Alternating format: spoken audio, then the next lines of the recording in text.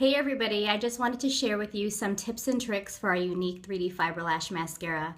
If you're like me, the mascara worked for you right away, but it wasn't until about a couple weeks later where I really found my groove and really found what works for me. So I'm just going to share with you some things that I do and some things that I've heard of doing that work for me and for other people. So one of the things that I hear the most is, Victoria, I get some fallout under my eyes throughout the day when I wear the mascara. So the first thing I ask them is, did you read the directions? So simple, right? But we don't do it because we're so excited to get our case. We open it up, see this thing and kind of like throw it out. But if you open it up, it pretty much will tell you everything that I'm going to go over in this video. I'm going to tell you a little more stuff, but it'll tell you gel, fiber gel. So we're all women and we all wear mascara. And so when we open it, we see the two tubes and we're intrigued, but we got this. We're just going to do it our way and see what happens. And more times than not, it's because your customer or you are not sealing those fibers in with that second coat of transplanting gel. So that's tip number one, read the directions. The one thing that I do not follow in the directions though is applying your own mascara. That's just preference for me. I know a lot of girls that do it and like that for themselves. I just don't. I'm fine with 2 coats of transplanting gel before I apply my first coat of fibers. So with that, your transplanting gel should go from root to tip, unless you're using the first coat of regular mascara. Root to tip, and then you're going to apply your fibers really as preference. You'll hear some people say just on the tips, just to build them out. If you've seen some of my other videos about mascara application, I like to do 4 coats, 2 full coats with the fibers, meaning I do my gel and then I do my fibers from as close as my waterline out to the lash and then seal it back up. I never have issues with it falling out in my eye then during application or throughout the day, so I'm fine with that. And then I do 2 tipping coats. So always gel, fiber, gel. I've heard that our mascara is clumpy. So if you ever open up your mascara, especially a new one when it has so much product in it because it's full, this is an older one, but it's still, see if I can get it to do it like a new one. All right, see that? It has all this mascara on the tip, all this mascara on the base of the wand, and then our mascara one has that swoop in the middle, and they don't do anything with it. You take it out, and they apply their mascara just as is. And then you wonder why your mascara is clumpy. Because it's all clumped on your wand. So you need to wipe all that excess off and really wipe the whole thing. And if you feel like you are wiping all the mascara off, I promise you're not, but I will promise you won't have any clumps.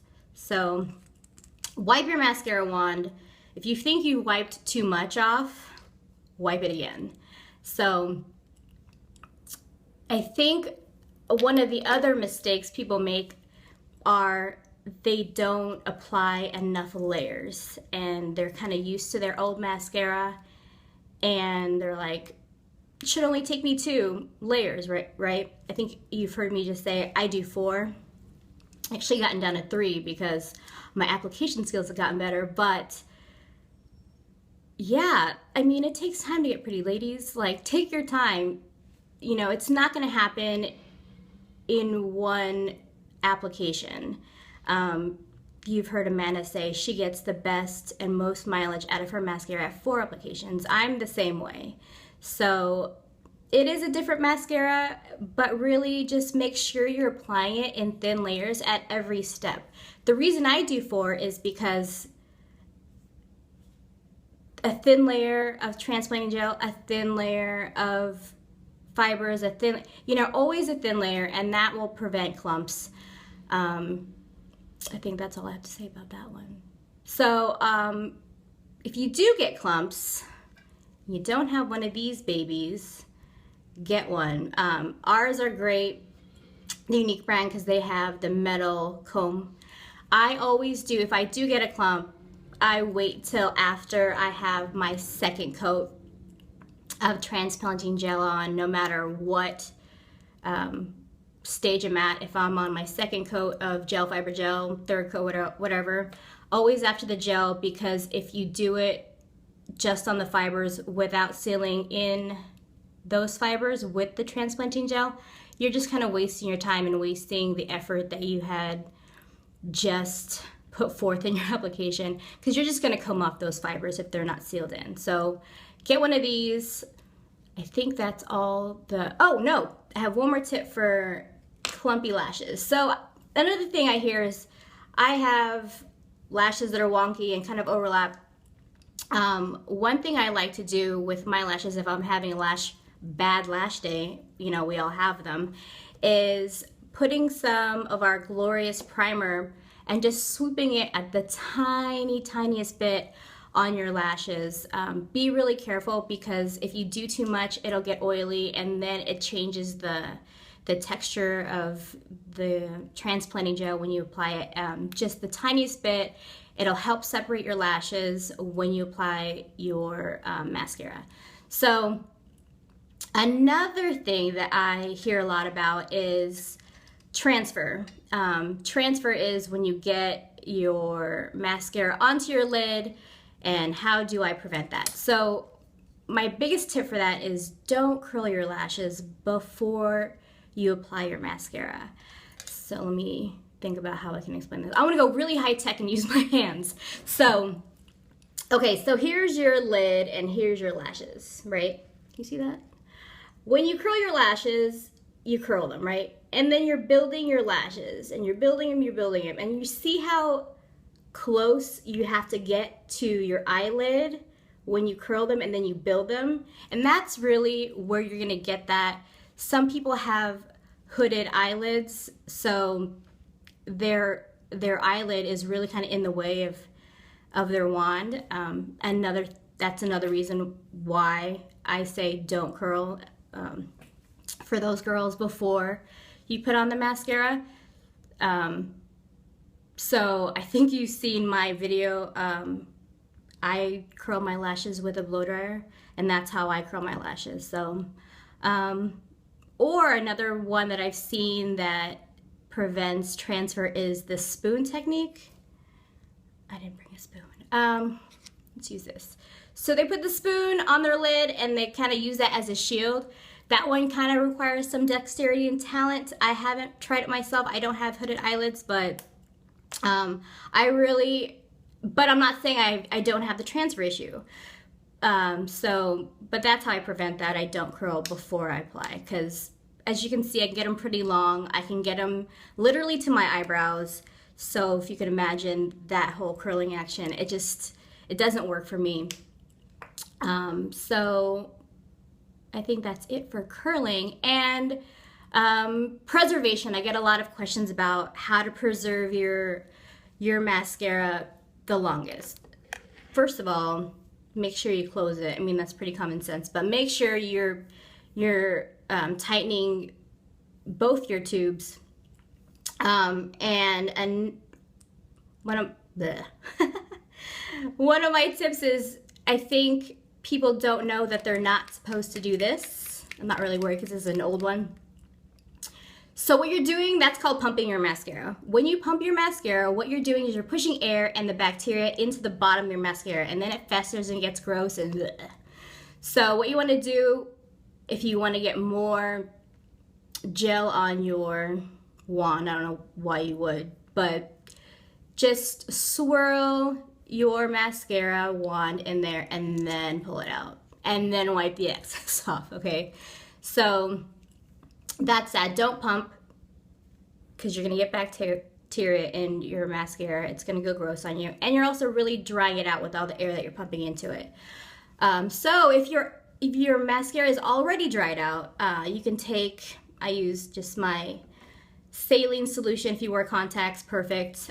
Or some people, myself included, use lavender oil in my transplanting gel. Lavender oil is wonderful. It smells great, but it also promotes lash growth. It keeps bacteria growth at bay inside your transplanting gel tube. I wouldn't recommend that to new customers until they know they like it, because if they don't, then you might have issues returning it with corporate. So that, and fibers. So some people say they have issues with the fibers kind of disappearing after a couple weeks. And I'm sure you've heard the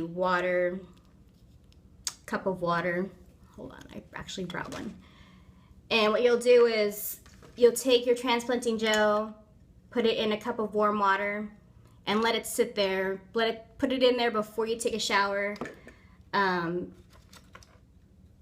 it'll loosen the fibers up. You can actually do that for your gel if you live in a really cold climate and your gel's kind of solidifying because of the temperature, or if it was delivered in the cold.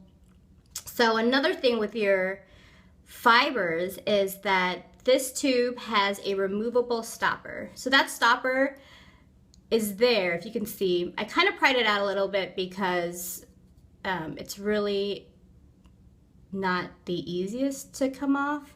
So I actually used one of my hair clips to kind of wedge it in there and pop it off. But there's a stopper in there, and that stopper is to help take off all the excess fibers when you before you apply it, before it comes out of the tube. But that thing is removable. So if the cup of water didn't work for you at loosening up your fibers and you think your fiber tube is empty, take off the top. You see how big the hole is now? Kind of work your wand in there, and there are all your fibers. Let me move my head. So that's a great way to loosen them up, one, and also to find out if you don't have any fibers left, and your mascara's run its course and you need to reorder. That is all the tips and tricks I have for you today, I think floating around in my head. I hope they helped you out, anywhere from your application, curling your lashes, or preserving your mascara. So I hope you have a great day, and lash on, ladies.